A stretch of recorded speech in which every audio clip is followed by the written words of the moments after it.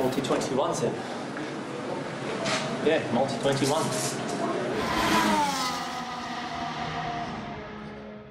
Bonjour à tous et bienvenue dans une nouvelle vidéo de Multi-21. Je suis en compagnie de Louis Mathelin. Louis, comment vas-tu? Salut Clément, ça va très bien. Et aujourd'hui, on va s'attaquer à un sujet épineux, le Global Passway de la FIA, le passage global. Alors, Louis, est-ce que tu peux nous expliquer très rapidement ce qu'est le Global Passway dans l'idée?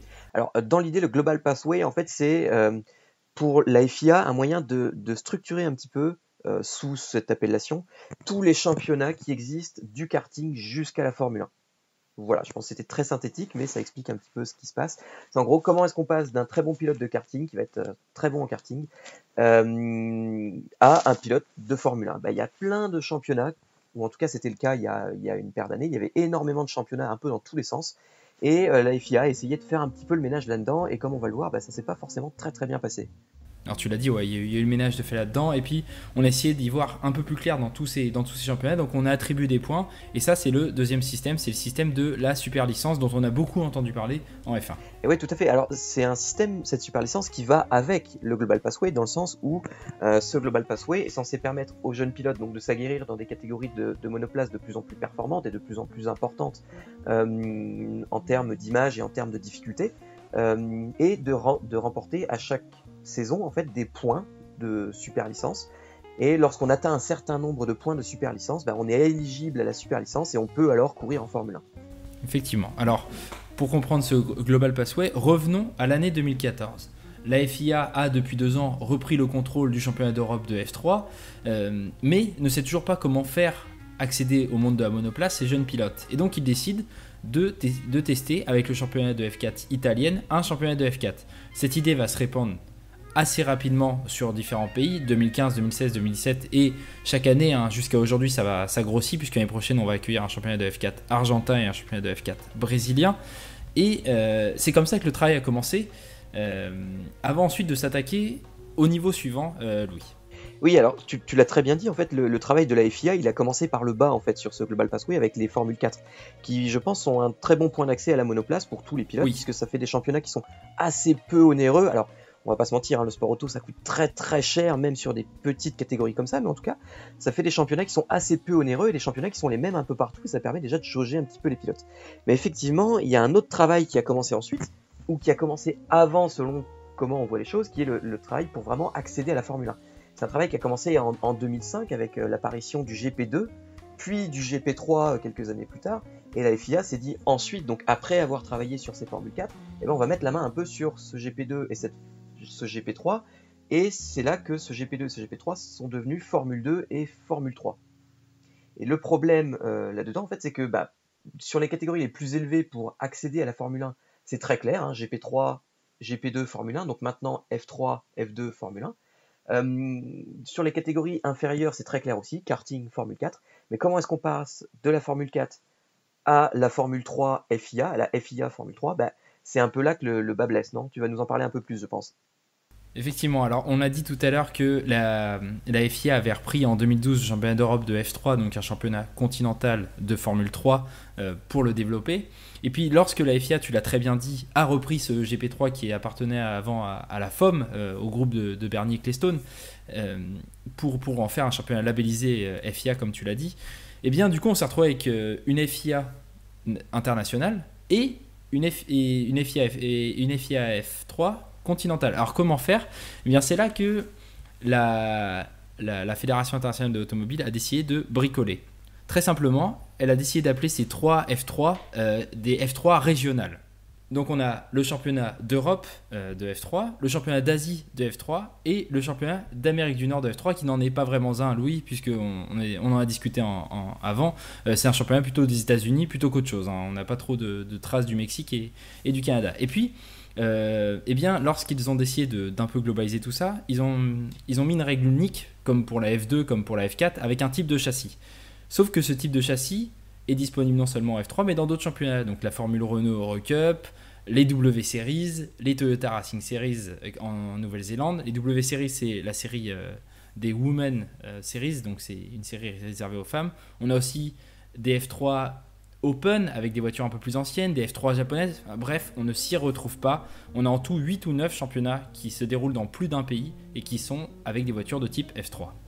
Et oui, et qui, même parfois, pour les pilotes, sont plus appréciés que ces F3 continentales, qui sont pourtant partie de ce Global Passway officiel de la FIA, alors que ces autres championnats, je pense à l'Euro-Formula Open, je pense à ce championnat de F3, les Toyota Racing Series, voilà, en Nouvelle-Zélande, ça, c'est des championnats qui sont à part et qui pourtant attirent plus de pilotes et des pilotes de meilleure qualité pour l'instant que le championnat de F3 continental du Global Passway. Donc ça prouve déjà qu'il y a un problème fondamental dans ce Global Passway qui, en tout cas, n'arrive pas à faire le lien entre la F4 et la F3, anciennement le GP3. Donc il y a déjà un gros problème là-dessus, et effectivement, comme tu l'as dit, il y a toute une multitude de championnats de F3 ici ou là, et clairement là-dessus, c'est très compliqué de s'y retrouver, et c'est très compliqué aussi de savoir par où passer quand on est un jeune pilote. Effectivement, et puis là où tu l'as très bien dit, c'est que les autres championnats ont déjà un attrait. Par exemple, les Toyota Racing Series en Nouvelle-Zélande, ça se déroule en hiver. Donc, vous voulez courir quand même pendant la saison hivernale, vous allez en Nouvelle-Zélande. Après, tu as parlé des Euro Formula Open, c'est un championnat qui est réputé, où certains pilotes savent qu'ils seront repérés. Cette année, on a encore eu un jeune pilote japonais dont j'ai perdu le nom, qui a été repéré par Red Bull dans ce championnat-là. C'est Tsunoda, je crois, Yuki Tsunoda. C'est Tsunoda, exactement. J'avais plus le nom en tête, j'avais peur de me tromper. C'est Tsunoda. On a en Amérique du Nord, eh bien, si vous êtes un pilote américain, vous n'avez pas besoin de passer par la F3, puisqu'il y a déjà un chemin d'accès à l'IndyCar avec les différentes formules de promotion, l'Indy Light, l'US Formule 2000. Et puis en Asie, on a déjà la F4, la F3 japonaise qui permet d'amener directement à la Super Formula, donc la petite F1 japonaise qui est l'échelon juste au-dessus. Donc finalement, ces trois championnats F3, européens, asiatiques et nord-américains, se retrouvent délaissés des meilleurs pilotes et avec des grilles très très maigres, puisqu'on a eu en moyenne entre 9 et 7 pilotes qui ont fait toute la saison et des grilles parfois remplies de 12 à 13 pilotes sur une course. C'était famélique. Et oui, effectivement, je pense qu'il y a eu pas mal de soucis pour régulariser un peu toutes ces Formule 3 là, et je pense qu'il y aura encore pas mal de travail par la suite pour travailler là-dessus. Donc écoute, tu nous as bien expliqué tout ça, donc on a bien compris qu'à partir du karting, et pour sortir du karting et aller vers la monoplace, c'était assez simple, on passait par la F4. Pour arriver ensuite à la Formule 1, c'était assez simple, il fallait passer par la Formule 2 et avant par la Formule 3. Mais en tout cas, pour passer de la Formule 4 à la Formule 3, en tout cas FIA, F3, c'est assez complexe. Bon, effectivement, il y a encore du travail là-dessus, mais il y a quand même, je pense, des points positifs sur ce nouveau Global Pathway, et notamment, il y a, mis à part pour ce double échelon F3, il y a quand même une certaine cohérence, en tout cas sur le papier, une certaine lisibilité aussi pour le grand public, qui permet aux gens de se retrouver, et puis qui permet aussi aux pilotes d'avoir finalement un chemin qui est déjà un peu plus clair qu'il ne pouvait l'être par le passé. Néanmoins, ce point positif, je pense il n'est pas suffisant pour occulter tous les points négatifs qu'il y a, et notamment, tu vas nous parler peut-être un peu de la répartition des points pour cette super licence. Oui, alors tout à fait. Alors tu as parlé des réglementations qui étaient les mêmes dans toutes les F4 au niveau des types de voitures, toutes les mêmes dans toutes les F3. Alors on va se dire, eh bien le nombre de points entre ces différents championnats sont égaux. Eh bien non, pas du tout. Ce championnat d'Europe qui a été créé cette année pour remplacer la FIA F3 Europe qui est morte l'an dernier, eh bien rapporte plus de points que ses homologues américains et asiatiques qui ont pourtant été créés il y a déjà 2-3 ans chacun. Et puis on parlait tout à l'heure de Formula Renault Eurocup, de Toyota Racing Series. C'est des championnats qui sont sur la même régulation et qui rapportent beaucoup moins de points, parfois même moins de points que des Formule 4. Donc on est encore une fois sur des problèmes d'égalité qui sont flagrants, même entre les championnats labellisés FIA, donc championnat d'Asie, d'Amérique du Nord et d'Europe. Et oui, tout à fait. Et en plus de ça, on a même, comme tu le disais, ces Toyota Racing Series, c'est un peu un cas d'école dans cette refonte du Global Passway qui a mal fonctionné. C'est un championnat qui est quand même assez relevé, qui fait le plein de pilotes, qui est intéressant parce qu'il se déroule seulement sur à peine plus d'un mois avec des courses tous les week-ends et dans un petit pays qui est la Nouvelle-Zélande, en plus en hiver alors que les pilotes sont pas occupés. Donc c'est un championnat qui est quand même assez relevé et qui va, comme tu l'as dit, rapporter moins de points qu'un championnat de F4. Alors il me semble que le nombre de points accordés à Toyota Racing Series a été modifié et va passer justement au niveau d'une F4 avec 10 points pour le vainqueur. Ce qui serait logique, en tout point, ce qui serait logique. Voilà, ce qui serait un début de refonte dans le bon sens, en tout cas, de ce Global Passway. Alors, moi, je vois quand même un autre souci aussi, c'est ce W Series dont tu parlais, qui donne un certain nombre de points, mais donc, comme tu l'as dit, pas le même nombre de points que les autres championnats. de F3, et c'est quand même un souci puisqu'on cherche à promouvoir les femmes dans le sport automobile, et finalement on ne leur laisse même pas l'occasion de marquer autant de points que sur ces championnats continentaux, alors qu'on est sur la même régulation, et alors qu'en plus elles pourraient courir ensemble puisque ce sont les mêmes voitures, et on a dans les deux cas des grilles qui sont assez restreintes, donc on pourrait fusionner les grilles. Qu'est-ce que tu en penses? C'est une excellente idée et là-dessus on se rejoint totalement. Toutes les voitures, tu l'as dit, de FIA, de F3 et de W Series sont sur la même régulation. C'est les mêmes voitures exactement. Ça, tu as très bien fait de le dire. Et comme on l'a dit tout à l'heure, les grilles de F3 sont faméliques. Alors, ces pilotes de W Series, pourquoi est-ce qu'on ne pourrait pas, lorsqu'elles ne courent pas en W Series, puisque ce championnat féminin se calque sur le calendrier du DTM qui est assez court en termes d'années, hein, c'est de mi-mai à fin août, donc sur 3 mois et demi et 4 mois, enfin c'est très très court, on a le temps de mettre d'autres pilotes. Pourquoi est-ce qu'on ne leur permet pas d'aller courir ailleurs? Surtout que toutes les voitures sont gérées par E-Tech Grand Prix, écurie qui a énormément d'expérience en F3, et puis ça permettrait, tu l'as très bien dit, d'avoir ces jeunes pilotes féminines confrontées à leurs homologues masculins, puisque l'année dernière, la vainqueur du W Series, Jamie Chadwick, a gagné le droit d'aller à l'échelon supérieur. Elle n'a pas eu de budget, donc elle est où cette année? En W Series. Et là où tu as eu une excellente proposition en off, et je vais te laisser en parler un peu plus, c'est leur donner l'accès à ces championnats de F3 continentaux et leur donner dans ce championnat continental un mini championnat où il y aurait des points seulement féminins. Ben oui, tout à fait, puisque on cherche à faire un championnat qui est exclusivement féminin pour déterminer quelle est la meilleure fille dans ce championnat. Mais l'idéal, ce serait aussi qu'elles puissent se confronter aux hommes pour vraiment montrer de quoi elles sont capables, et dans de bonnes conditions. Comme tu l'as dit, c'est Hightech Grand Prix, qui est quand même une très grosse écurie qui gère ses voitures. On pourrait imaginer que Hightech Grand Prix mettrait toutes ces filles-là dans de très bonnes conditions pour vraiment montrer de quoi elles sont capables dans des championnats où il y a aussi des garçons qui courent. Et donc ça, ce serait quand même déjà une excellente nouvelle pour elles, de pouvoir se battre à armes égales, en tout cas avec du bon matériel, face aux garçons. Et en plus de ça, on pourrait imaginer un classement séparé. Je ne veux pas dire une deuxième division parce que c'est pas le cas, mais en tout cas un classement séparé où les filles marqueraient des points pour les W Series, en plus des courses spécifiques W Series en ouverture des week-ends de DTM. Et on aurait donc un championnat avec déjà plus de courses et où les filles pourraient aussi se confronter aux garçons. Et là, ce serait quand même beaucoup plus intéressant. Effectivement, et puis voilà, du coup, on aurait aussi les meilleures pilotes féminines, si elles battent les garçons, auraient plus de crédibilité dans ce monde qui est assez machiste, le monde du sport auto, et ça leur donnerait peut-être accès plus facilement aussi à des championnats type FIA F3 et FIA F2. C'est peut-être une possibilité. Et ouais, tout à fait. Mais je pense qu'on va peut-être pas trop continuer là-dessus parce que Non, tu as raison. ces W Series, c'est un très vaste sujet. Et je pense qu'on pourrait même faire une vidéo à part là-dessus. Dites-nous dans les Oui. commentaires si ça vous intéresse qu'on parle un peu de ça. Mais effectivement, c'est un vaste sujet et je pense que là encore, il y a beaucoup de choses à dire sur ce championnat. En tout cas, moi, il y a un dernier point noir dont j'ai envie de parler sur ce Global Passway, c'est que avec ces points de super licence qui étaient attribués beaucoup plus à la Formule 2 et au GP2 que au Formule Renault 3 litres 5, qui était le championnat équivalent à l'époque, eh ben, simplement, on a signé l'arrêt de mort de ce championnat Formule Renault 3 litres 5, qui était un championnat exceptionnel avec des pilotes. Mais j'ai une petite liste si tu veux. Là, c'est un peu l'instant nostalgie pour dire au revoir à ce championnat de Formule Renault 3 litres 5, avec des pilotes comme De Vries, Latifi, Mery, Sainz, Gasly, Sirotkin, Giotto, Ocon, Magnussen, Van Dorn, D'Acosta, Freins, Bianchi, Bird, Vickens, Verne, je suis obligé de reprendre ma respiration parce qu'il y avait vraiment beaucoup de monde. Rossi qui a gagné les 500 miles d'Indianapolis, Ricciardo, Hartley, Vettel, Kubica et aussi Alonso à l'époque des World Series by Nissan. C'est quand même un championnat exceptionnel qui s'est éteint à cause de ces Global Passway et de cette super licence, en tout cas de ces points de super licence distribués un peu n'importe comment. Et moi, ça me rend triste. Et je te suis totalement là-dessus. Il y a plusieurs championnats qui sont morts. Celui-là en est l'exemple le plus frappant. Pour mettre finalement des formules au rabais. Et c'est très dommage puisqu'on avait du coup, tu l'as dit, la possibilité pour les jeunes pilotes juste avant la F1 d'avoir soit le GP2 soit la Formule Renault 3.5 et donc de pouvoir vraiment maximiser leur possibilité d'acquérir l'expérience avant d'aller en F1. Beaucoup de pilotes ont fait les deux d'ailleurs à cette époque-là.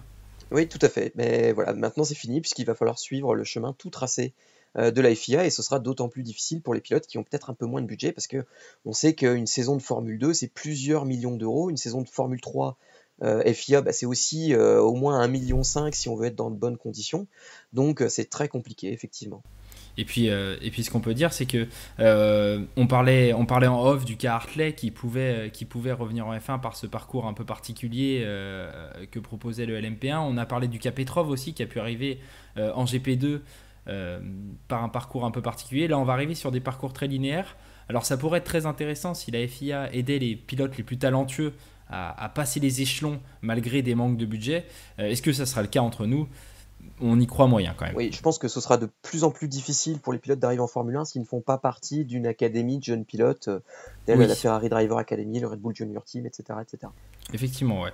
Et puis si on peut faire un dernier point sur ce global, sur cette super licence, on parlait tout à l'heure des différences de points entre les championnats de F3 continentaux, et on avait certaines personnes qui nous ont dit, écoutez, c'est logique, puisque en F3 Europe, on a beaucoup plus de courses qu'en F3 Asie ou F3 Amérique, donc c'est normal que ça rapporte plus de points parce qu'il y a plus d'expérience.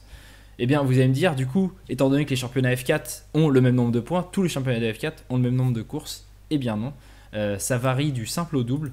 On peut passer de 15 courses pour les plus petits championnats à jusqu'à 40 courses pour le championnat de F4 d'Asie du Sud-Est, ce qui rend la chose absolument invraisemblable, puisque par exemple dans ce championnat-là, très peu de pilotes font les 40 courses. Hein. C'est 10 meetings de 4 courses dans la saison, c'est dingue comme calendrier pour une F4. Et donc du coup, un pilote moyen qui va faire tout le championnat a de bonnes chances de performer et de récupérer pas mal de points sur sa super licence. Donc c'est encore des problèmes à combler pour l'avenir, ça, c'est que ce qu'on a mis égal en termes de points n'est pas égal en termes de championnat, et ce qu'on a mis égal en termes de réglementation n'est pas égal en termes de points. Donc c'est encore un peu nébuleux dans cette zone-là.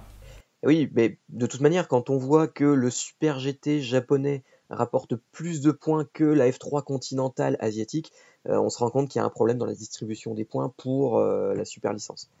Oui, tu fais très bien d'en parler. Hein. Ça, c'est un des problèmes. C'est comment ça se fait euh, que certains championnats hors monoplace rapportent plus de points que des championnats monoplace qui sont censés amener les pilotes en F1.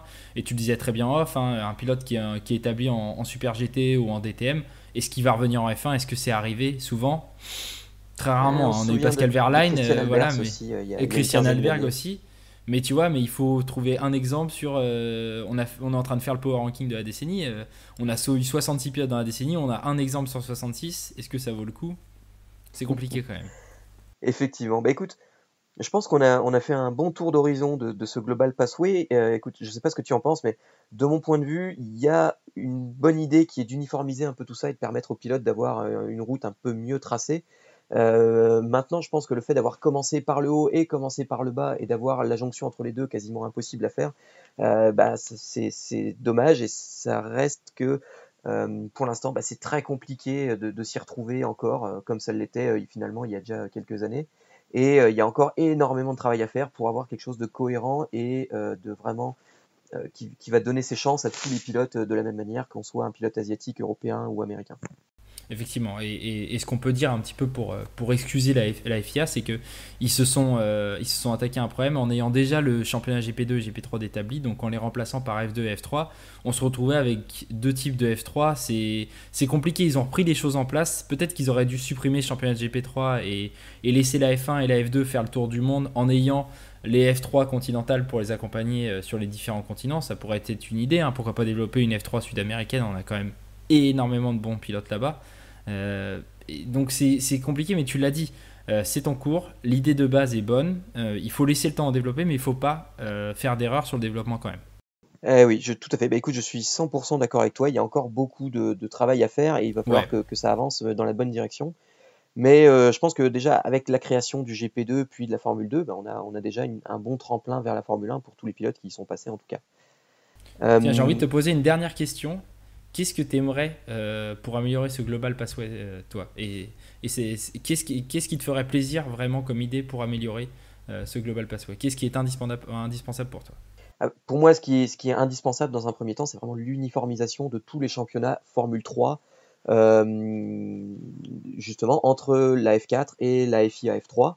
Et puis, bah, on en a parlé, mais peut-être une W Series un peu plus, qui donnerait un peu plus sa chance vraiment aux filles qui prouvent qu'elles ont du talent. Puisque aujourd'hui, tu parlais de Jamie Chadwick, bah, elle a remporté haut la main ce championnat W Series et malheureusement, bah, elle n'a pas pu trouver de volant dans une série qui mène vers la Formule 1, donc c'est vraiment dommage, et ça, il va falloir travailler là-dessus aussi. Effectivement, ouais, je suis tout à fait d'accord avec toi sur tout ça.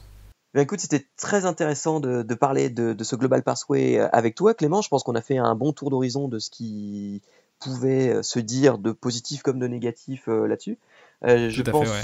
Je pense qu'il n'y a pas grand-chose d'autre à rajouter, mais je me tourne vers toi quand même si tu souhaitais ajouter quelque chose. Écoute, non, je suis tes propos et peut-être la dernière chose, c'est dans les zones où il n'y a pas encore de F4, peut-être commencer par des petits championnats F5 comme ça existe au Danemark, je pense à l'Amérique centrale, à l'Afrique, les pays du sud de l'Afrique qui ont des circuits et pas de gros championnats encore de ce type-là. Et voilà, pour vraiment permettre aux pilotes partout autour du monde, filles comme garçons, tu en as parlé avec les W Series, de se développer et d'arriver jusqu'à la F1. Bien, bah écoute, je pense qu'on a 3 points à retenir du coup, c'est uniformisation des F3, amélioration de la W Series, et puis développement de ces championnats dans des pays peut-être qui ont moins de chances, comme l'Afrique, etc., dans ces pays africains où il y a très peu de championnats. C'est parfaitement résumé. Voilà, bah écoute, sur ces bonnes paroles, je crois qu'il est temps de nous quitter. Dites-nous dans les commentaires ce que vous en pensez, si vous appréciez ce Global Passway ou pas.